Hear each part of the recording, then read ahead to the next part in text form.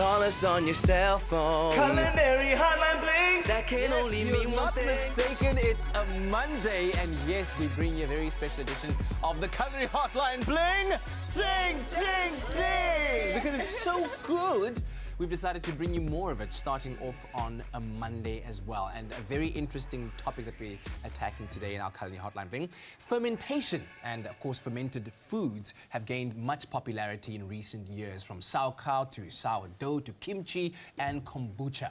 But don't be fooled, this is by no means a new trend. The first record, in fact, of fermentation being used is reported dating back to 6000 BC. And luckily, we have fermentation foodies here in the house to answer any of your questions that you might have. Ladies and gentlemen, welcome to our kitchen, Zeon Khan! Yes, yes! And of course, our potgieter! Now, Zeon, this is your first time in our kitchen. Yes, it is. Our new kitchen as well. Do you like it? Is it comfortable? Glorious. Is it homely? I wish it was my kitchen. It is for now. It is for now. And so we're looking forward to really getting to know a bit more about fermentation from your expertise. I was saying that, in fact, in African culture, when we make African beer, umkombo tea, that's fermentation right there. So we've been new. We've been new. But of course, according to the Oxford Dictionary, fermentation does have a very particular definition. Would you like to share that with us? Or shall I share it with you? Exactly what Oxford says, but I can tell you what I can say. Yes, you can tell me what it is according to you. So basically, fermentation is the process of working with microbiota, being bacteria, yeast, or fungi, to transform our foods, kind of like cooking, into something that's more delicious or more easy to digest. Or so if you're making alcohol or anything like tea, any kind of tea, those are fermentation processes. And is it something that you incorporate a lot into your cooking, Anel? Do you actually started this dabble? weekend. You dabble in some fermentation? This fermentation. So you can say yes. So I can say yes, yes, yes. And the way I see fermentation, it is like taking the bad bacteria and killing the bad bacteria, because a lot of vegetables got bad bacteria around it. But the lactobacillus, I learned it this weekend, is the good bacteria. And we're keeping that and we make it grow and flourish. Oh, I love that word. I know. The lactobacillus. Yeah, that's Basilica or basilicus? Is that the plural?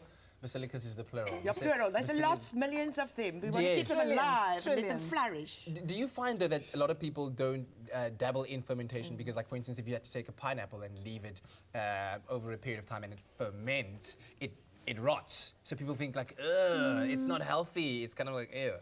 I guess like rotting and fermentation are cousins on the same road, but they're a little bit parallel. Your ferment can rot, but rotting is taking those bad bacteria and give them air. Yeah, allowing them to do their thing, and then it's just going to decompose and be fraught, basically. Okay, yes, that's a very different thing. That's a bad bacteria that you leave in the air, and then they cause the rotting. They colonize. But I have heard that eating fermented food can have a lot of health benefits. Please tell us about that.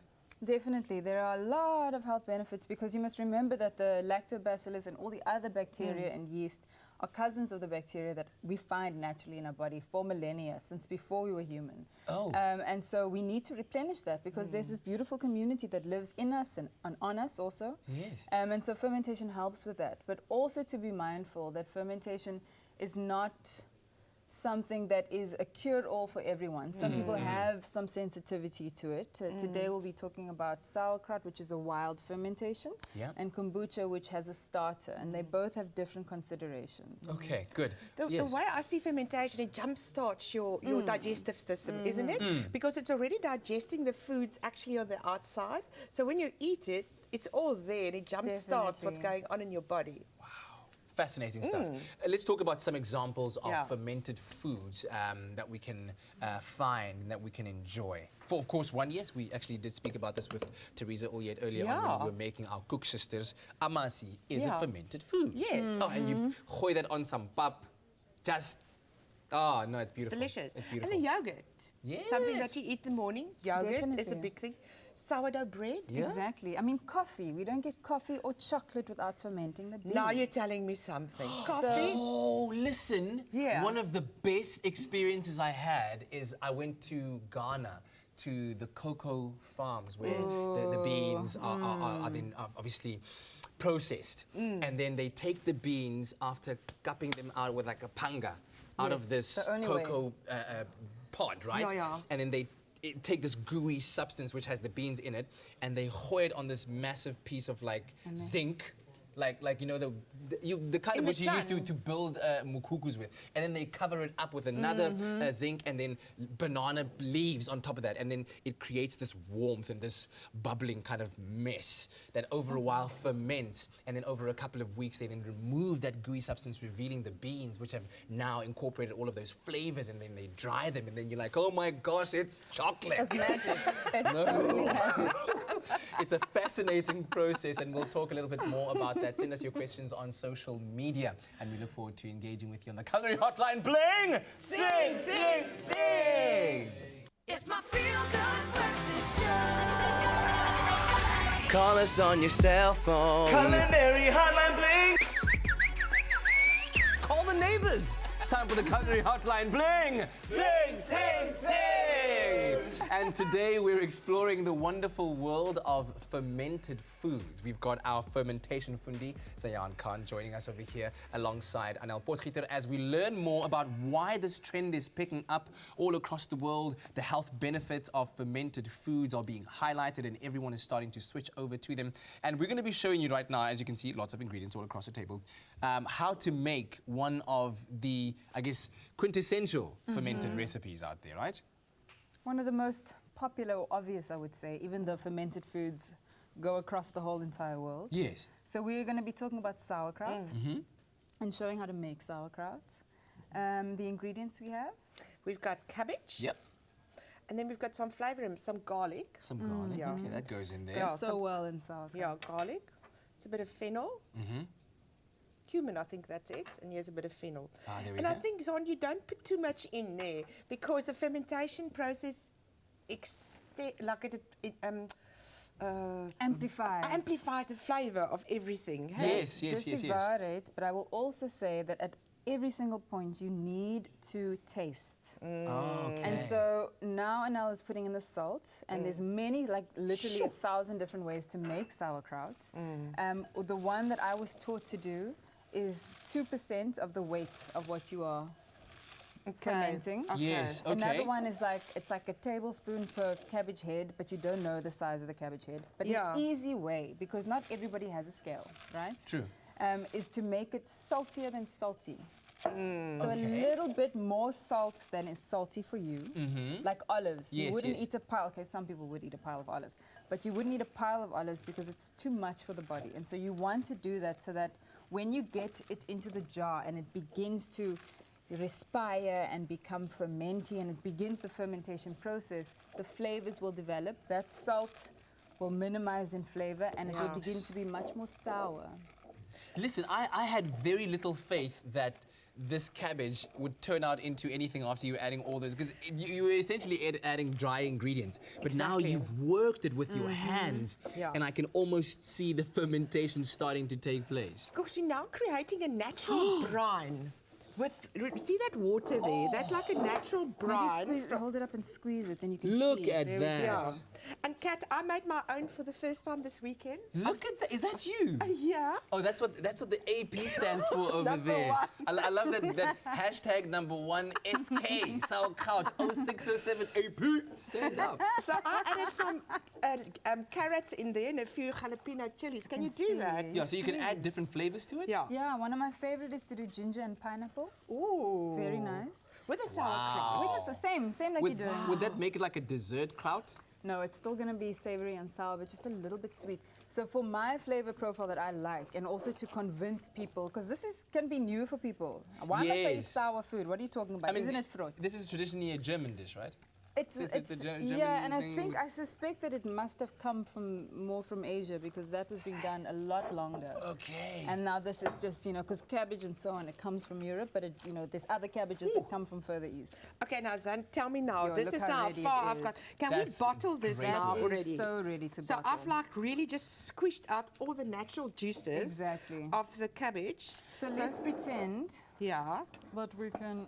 I'm not sure that it's going to fit all. We can just add some of that to make the point. Add that. So when you put it in, squash them down. Okay, like that. Yeah. Yes. Because at the end of it, you want the brine to be above the cabbage. Okay, can I throw that in Gooi hom in there? there, gooi hom, and somewhere add some of that. Sauerkraut on top Yeah, of that. just to make a point. Did I do it right there, though, with my No, you sauerkraut? did it so right. So the point is, the reason why I say we need to fill him up is because you want to leave it under the brine.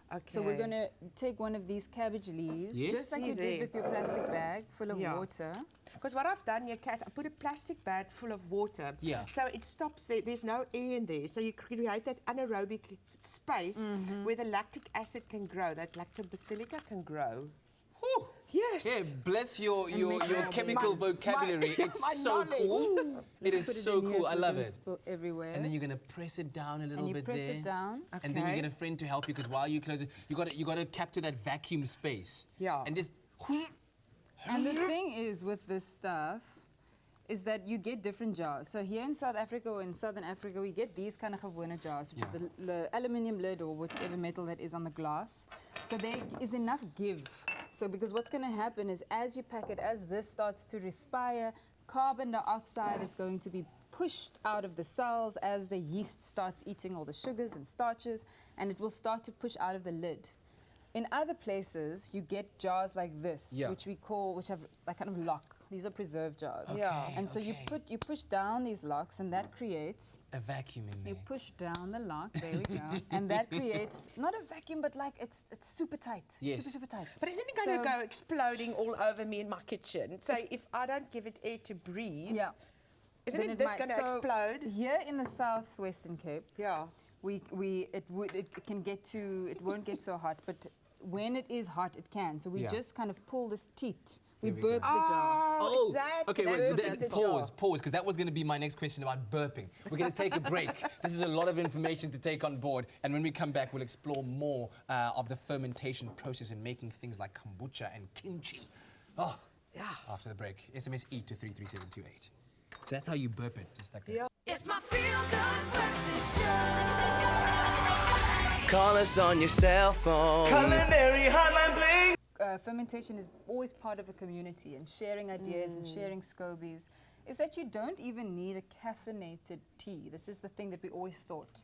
You can even use rooibos to make it. So a tannin-rich tea is ideal, but also not entirely necessary. The biggest thing is you have the tea and then the mother, which I'm is... scared of that mother. Yeah, What, she does. okay, wait, this what mother? is a mother? I She mean, looks like a plat jellyfish if those of us who are on the I beaches thought that's of what it the was. I thought you country. went walking along the beach and then picked up some Yeah, what organic... is mother's name? Mother's name is SCOBY. Oh, gosh. Is that what Hello, it's- Scobie. SCOBY stands for a symbiotic community or colony of bacteria and yeast. Wow. SCOBY. But where do Okay. you get for mother? Where do Yeah. I find a mother? If I want Where do you get for mother? Waar kry jy vir ma? Ja, waar kry jy hierdie ma? You know what I'm saying? Can I No, go and definitely. buy a ma like a SCOBY, or do I have to create it myself? So there's a lot of kind of ethics also that the Yeah, yeah. question around fermentation, because this mother will make many daughters when she's happy. Oh. So many daughters that you will not have enough to, you will not have enough friends to share. So there's literally, there's no need to buy. You just need to know people who do. In the absence, there are places that do buy, lots of health stores that Yeah. do sell, Yeah. a lot of health stores and so on. I'm assuming to make a mother takes a very long time. To make a mother doesn't take that long. 'Cause even if you had to purchase, like for example, let's say we purchase this from the supermarket, you would find in the liquid, you can see there's kind of this Yeah. like dead yeast and things, we call it, the ones that float. Yes. But in the liquid are particles of kombucha mothers that will then grow into the space that you create for them. Like that. Net that is that. is And it'll go all the way to the what do you call, like the surface? Surf, It'll fill yeah. the surface of the kombucha. Okay, so we've got our Goodness, tea okay. now. It's like sweet tea. Yeah. And it's- Sweeter than sweet, ideally. Okay, sweeter. So this mother's going to eat the sweet, this It's sugar. the yeasts are going to feed off of the Sugar. sugars. Okay. The bacteria are going to help it along. And but how- it's important we use the starter also, so this liquid Okay. that allows for the pH also to be in the correct, Yes. and allows for the flavor. I'm so to scared of develop. this mother. Okay. Can you put her in Yeah, there? so put mommy in there. Let's see. I hope you don't spill too much. Let so me we help filled you. some water because it was very strong tea. You do want a Oh, strong here comes tea. mommy. Can I touch mother? Yeah. I'm so scared.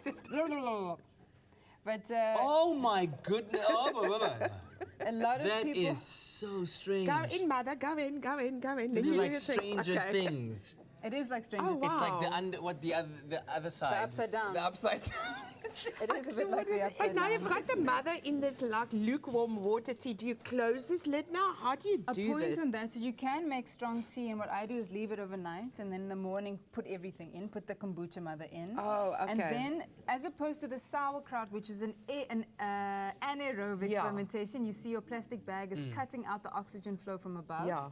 This is an aerobic.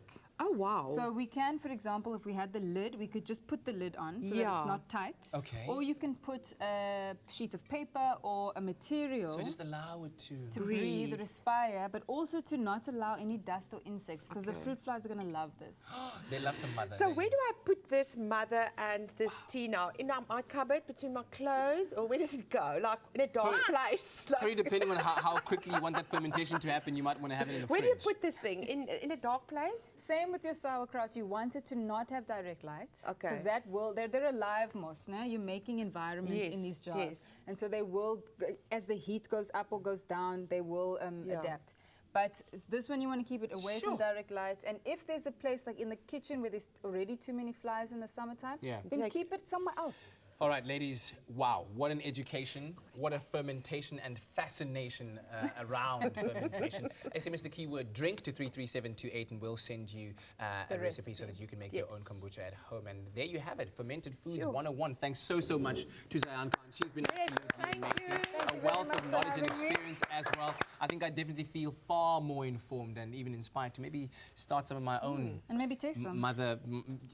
just pour me a glass. There we go. All right, but try it out at home. Let us know how all of your fermented foods recipes turn out. Share them with us on our social media platforms. And, of course, we'll be bringing some of these exciting segments back again where we inform This you is on some of the delicious. latest cooking trends out there. Oh, here we go. Come on, guys. Just. I'm Sorry. finished. It's so Oh, it's so good. It's delicious.